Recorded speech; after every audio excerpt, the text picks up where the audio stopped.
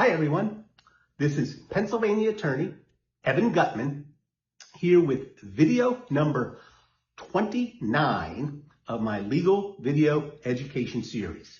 This is actually the last video in the series, which with 29 substantive videos, including the introductory video, makes a total of 30. The program has been based upon discussing the good moral character requirement for admission to the bar and to obtain a law license. It's been based upon my book, State Bar Admissions and the Bootlegger's Son, which is available on both of my websites, which are gutmanvaluations.com and heavensadmissions.com.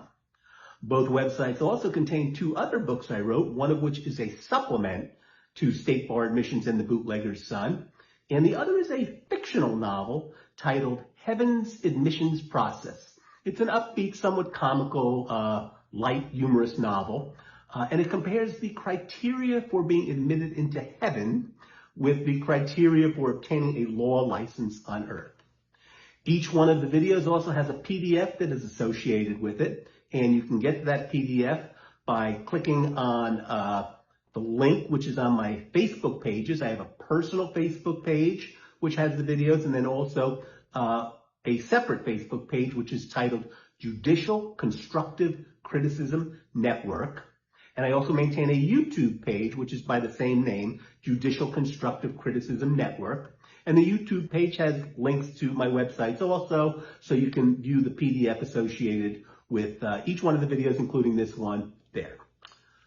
So today in the conclusion, I'm going to first tell you a little about my own development in the law, going back to many years ago. I'm 65 now. And then I'm going to basically also make some parting comments about how I think the legal profession should be and what I'm really trying to accomplish here. So I'm 65 now. I went to law school actually somewhat later in my life. I didn't start law school until I was 32 years old. Most people graduate from college around 22 and they go right to law school. I did not do that. I became a CPA after graduating from undergraduate school at Georgetown University. And I then became a CPA in 1985. And it wasn't until I was 32, 7 years later, in 1992, that I went to law school at age 32. Now, here's the thing that's interesting. Now, today, I know a lot about the law. Back then, I certainly did not. I got divorced when I was 28 years old. Now, I'm not going to go into the divorce itself and the issues there. But what I will say is that when I was 28 going through the divorce, I started out not knowing anything, zero, zippo, not a nilcho, about the legal profession and how it worked. And that's pretty much standard for most people that are going through a divorce. So I had a divorce attorney who actually was pretty good, actually. He's one of the few attorneys I've come across that are pretty good. But he was quite good, actually. And I had an attorney. And we were dealing with issues that everybody deals with in divorce. Alimony, child support, custody, visitation, the whole gambit. So he would tell me what the law is. Basically, I'd ask him about an issue on child support, alimony, visitation, custody. He'd tell me what it was. But after he would tell me what the law is, I'm the type of person I like to check up on things. So I would say to him something like, well, where do I see this, what you're telling me? Where do I see what the law is? And he goes, well, I tell you what the law is. I said, well, it's got to be coming from someplace. Where do I read to confirm what you're saying to me is the way it is? And he didn't like that question. Attorneys don't like to, particularly when they know they're dealing with someone who doesn't know the law, but is the type of person who wants to find out what's really going on. So he would just say to me, look, when you want to know what the law is, you just ask me. So me being me and the way I am, I could see I was getting no place there, even though, like I said, he was a good attorney and he did a nice job. I basically was living in Arizona at that time. And I said, all right, I'm going to find out how this whole law thing works. I had no law school training at all. And I said, I'm going to go over to the University of Arizona Law Library. So I go over to the University of Arizona Law School Library. I walk up to the reference desk and I say to the librarian, "Hi, can you tell me where I find the law?" And this is a law school library. I don't remember exactly how many floors it was. It was like 3 or 4 floors, maybe 5. I don't think it was 2. I think it was more than 2, but I really don't remember. But it was a number of floors anyway, certainly more than 1. And I think it was 3 or 4, but I don't know. Anyway, so it's like a huge law library, because it's a large law school. And the reference librarian says to me something to the extent of, "What's your question again?" And I said, "Well, I'd like to find out what the law is. Can you tell me where in this big building, in this thing called a law library, where do I find the law?" And she's just like looking at me like it's the most ridiculous question that she's ever been faced with. And she said to me, she says, "I'll tell you what, come here with me." She walks me over to a shelf. And on the shelf, there's about, 20, 25 books in a row labeled like volume 1 through volume 25. And they say Arizona Revised Statutes. And she says to me, "Well, in these volumes here, there's an index. So whatever subject you want to look at, that will tell you what the statute is. And the statute is the law." But I didn't even know the statute was the law. I was like, "What's a statute?" And she said, "Well, that's basically the best place to start with what the law is." So I said, "Okay." So she leaves me. I look up the index. I go divorce, alimony, child custody, visitation. And I'm looking at the thing. And I can see basically it's got all the subjects I want. It's going to tell me everything. So I start reading the thing.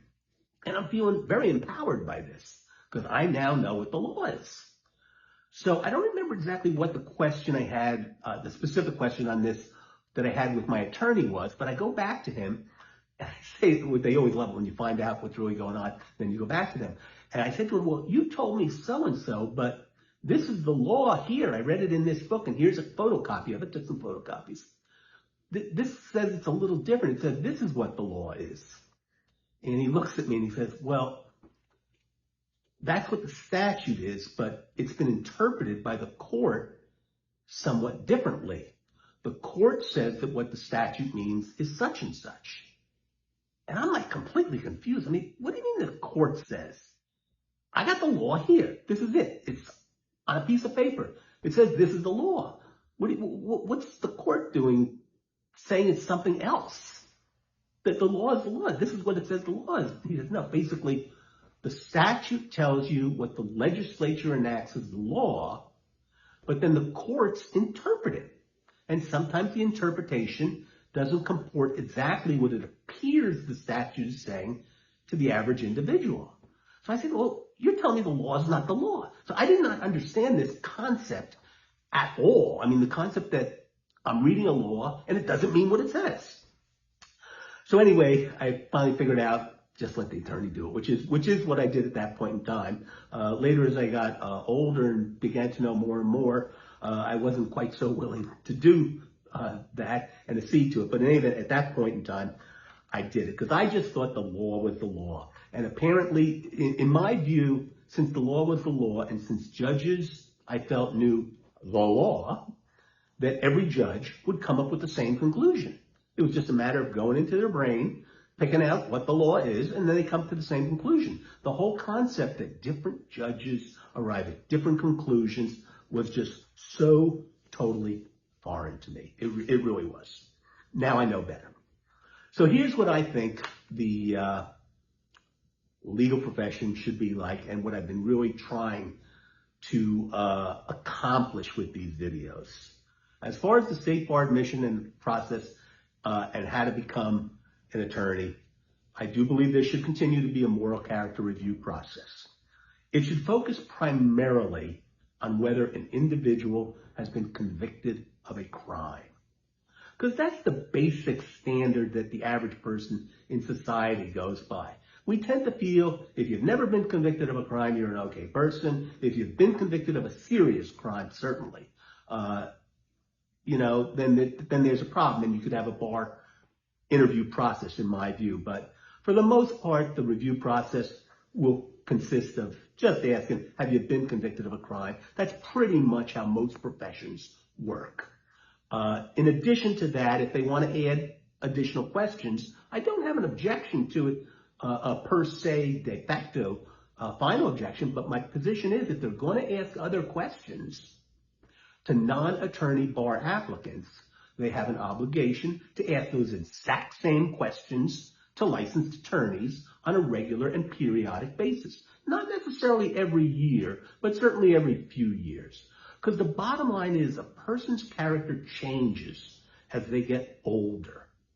And when you're 65, like I am today, my moral character is completely different than it was when I was in my late 20s. When I was in my late 20s, I was interested in having fun. I was interested in making money, and I didn't have any sense of true societal obligation, or I was looking to basically live life as good as I could, be nice to people. But for the most part, my moral character changed as I developed more of a social conscience as the years went by. And in light of that, I know that other people's moral character changes also. So if you're going to ask a question of a non-attorney bar applicant, you better be asking it the same question periodically on a regular basis of the attorneys who are 55 years old, 60 years old, or 65 like myself. The multi-state bar exam. Too easy to pass. Needs to be made more difficult. They're concentrating so much on this moral character thing that the multi-state bar exam has just become pretty easy to pass for most people in most states. Certain states it's quite difficult, actually, California and New York particularly. But in most states, the multi-state bar exam needs to be made more difficult because we can't have too many dumb lawyers running around. We need to make sure the lawyers actually really know the law. The essay exam, which is part of the multi-state bar exam, it's in some states it is. In other states, the essay is actually state-specific. Excuse me on that. The essay exam, though, needs to be eliminated entirely, so it's going to be a non-issue. The reason the essay exam needs to be eliminated entirely is because the grader of the essay exam will subjectively assess the manner in which the examinee writes his answers. And we tend to basically, when we write, we reveal certain aspects of our beliefs and our attitudes. In contrast, the objective part of the exam, which gives you 4 alternatives for a multiple choice question, answer A, B, C, or D. Well, B is either right or wrong, C is right or wrong, D is right or wrong, and A is right or wrong. But on an essay exam, there's too much subjective assessment by the grader. So the essay exam needs to go. Law student registration will be eliminated. You don't have to apply to the bar until you graduate law school. The concept that they want to get their hooks in you while you're a law student is unfair and unconstitutional in my view. Probationary admissions will be eliminated entirely. This concept of you're admitted, but you're on probation, so you're kind of a lawyer, you're kind of not a lawyer. No way. You're either in or you're out, because nobody wants to be represented by a half attorney. Nobody wants to know that their attorney is on probation and that their law license is hanging by a thread. You can either practice law or you can't, one or the other. Application fees will need to be reduced. Currently, they're trying to justify application fees that are ridiculously high in some instances. There are some states where if you've been a lawyer for 10 years in another state, since they feel that that means they're going to have to do a more extensive review of your moral character, they will charge you $5,000 for the application fee. That's before they really even start doing anything. They charge you $5,000 in certain states. I know Florida did it at one point in time. I'm not sure if they're still doing it, but Florida's application fee at one point in time for licensed attorneys, if they've been licensed for a number of years in another state, in order to gain admission to the Florida bar at one point in time. I think it's still the way today, but I don't know. I'll have to check that. But they were charging $5,000. Other states do it also. So application fees are going to go way down. Lawyer assistant programs. If you had a mental health issue, then by all means, see a psychiatrist, see a psychologist. Don't see the lawyer assistant program. Those are being utilized, in my view, at least possibly. Now, the state bars will deny this, but in my view, it gives the state bar the ability, at least, to learn your vulnerabilities. And the last thing we need is state bars learning the vulnerabilities of lawyers who have never been convicted of a crime. Their mental health issues are their own issues to address. They shouldn't be going through the state bar lawyer so-called assistant program, because they're placing their own position at jeopardy if they do. State bars are licensing agencies. They're not mental health agencies. Disciplinary committees. Disciplinary committees, certainly that you do need to discipline unethical, immoral lawyers who engage in illegal conduct, or sometimes if they're immoral or unethical, even if they don't engage in illegal conduct, such as like debt collector attorneys do it all the time. Disciplinary committees need to stop using the phrase that a lawyer is being disciplined because they engaged in, quote, conduct that is prejudicial to the administration of justice. Very common term used in numerous disciplinary committee proceedings, and it's a garbage, ambiguous, vague phrase. Because prejudicial to the administration of justice may really mean we just don't like you, we don't like your attitude. And as a point of fact, from an objective standard, the average person in society may really consider what the state bar calls as prejudicial to the administration of justice being actually prejudicial to the administration of injustice. So no more vague, ambiguous terms like that. Ultimately, overall, the state bars are going to be relegated to functioning primarily as a licensing and disciplinary agency. The days of them being a political organization and doing things with like the manner they want need to be put to an end and a conclusion. So that's what I'm seeking to accomplish. That's the way I see it. And if I succeed, that's the way it's going to be. Anyway, I hope you all enjoyed this program immensely. I enjoyed presenting it immensely, I can tell you that. And remember, love right, don't fight. Bye.